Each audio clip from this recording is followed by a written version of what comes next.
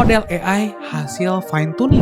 Ada yang membuat AI untuk mendetailkan skin texture, ada juga yang membuat AI untuk membesarkan ada juga yang membuat AI untuk spicy image. Saya sendiri pun sudah mencobanya dan ternyata gila banget sih. Hasilnya bener-bener kayak real, teman-teman.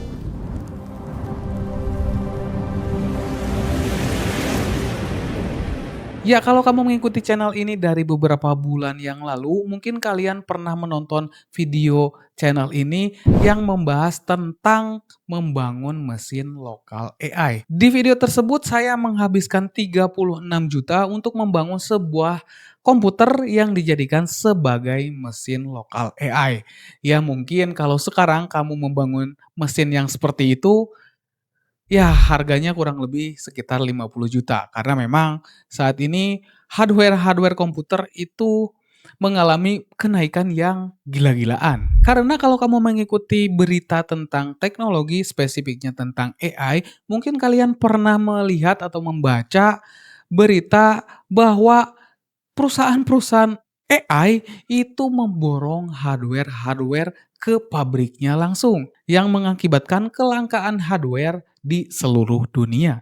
Tapi bukan itu yang membuat saya kaget, teman-teman. Yang membuat saya kaget adalah ternyata ketika kita mempelajari atau menekuni lokal AI, itu sama saja dengan kita berkarya seni. Kenapa? Karena di AI sendiri itu banyak sekali faktor yang mempengaruhi hasil dari generate-nya.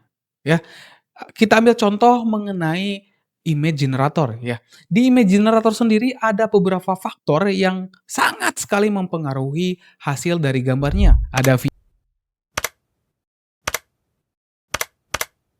Jadi memang ternyata ketika kita berbicara tentang AI, bukan model AI-nya saja yang berpengaruh ke hasil generate-nya ya. Tapi beberapa faktor tersebut pun sangat mempengaruhi hasil generate-nya. Ditambah lagi, setiap model AI itu memiliki karakteristiknya sendiri. Seperti contoh ada model AI yang namanya Fluke dan Qwen. Ya, kedua model ini berbeda ya karakteristiknya. Fluke itu bekerja lebih mengandalkan ke GPU ya.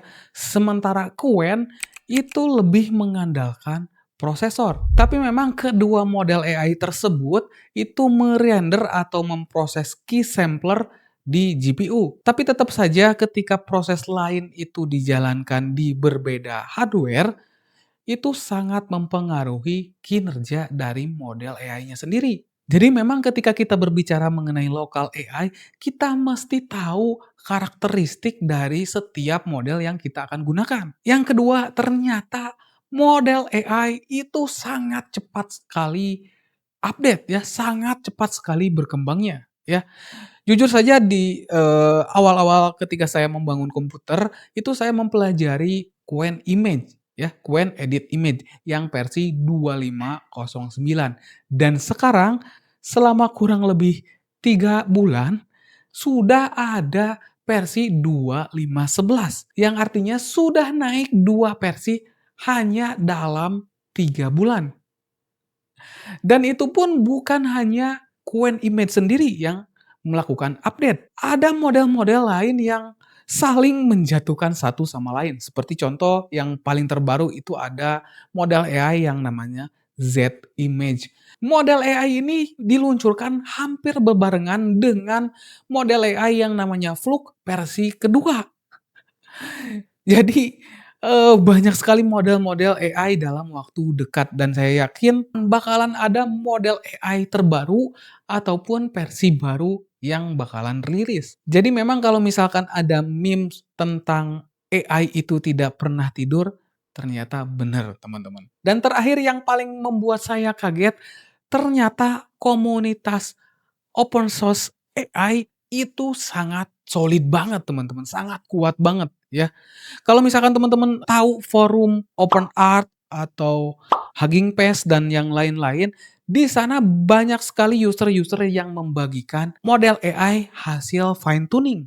Fine tuning itu adalah proses modifikasi model AI dan modifikasinya itu sangat bebas sekali. Ada yang membuat AI untuk mendetailkan skin texture, ada juga yang membuat AI untuk membesarkan payudara, ada juga yang membuat AI untuk spicy image. Jadi kalau misalkan kamu dengar gerakan blokir grok karena sudah bisa memanipulasi gambar, menurut saya hal tersebut tidak akan terlalu berimpact besar. Karena saat ini sudah banyak sekali model AI open source yang bisa membuat hal tersebut. Ya, saya sendiri pun sudah mencobanya dan ternyata gila banget sih.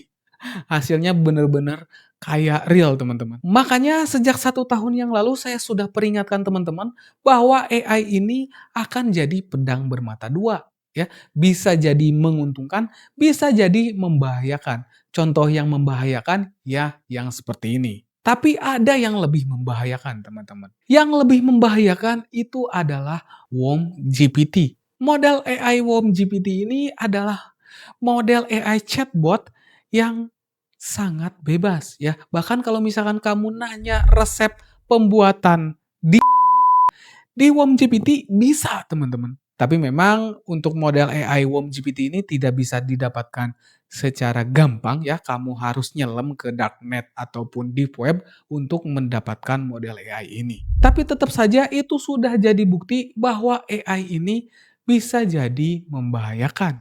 Jadi kalau boleh ngasih saran untuk teman-teman yang menggeluti lokal AI, ya memang power dari lokal AI itu adalah kebebasan. Tapi kebebasan tanpa etika dan adab itu akan jadi bumerang di kedepannya. Jadi berbijaklah dalam menggunakan teknologi ini. Mungkin segitu dulu aja untuk video kali ini. Saya harap kamu bisa mendapatkan insight di video ini. Terakhir, saya Mr. Link. Sampai jumpa di video selanjutnya. I feel nauseous, believe me. Never had a lot of shit come easy. Had to work hard, struggle just to be me. Had to rise up just so they could see me. Did what I had to do just to feed me. And what was left over I put towards my dreaming. But the only thing in life that has meaning are the things you gotta work for, believe me. Take into your hands a plan.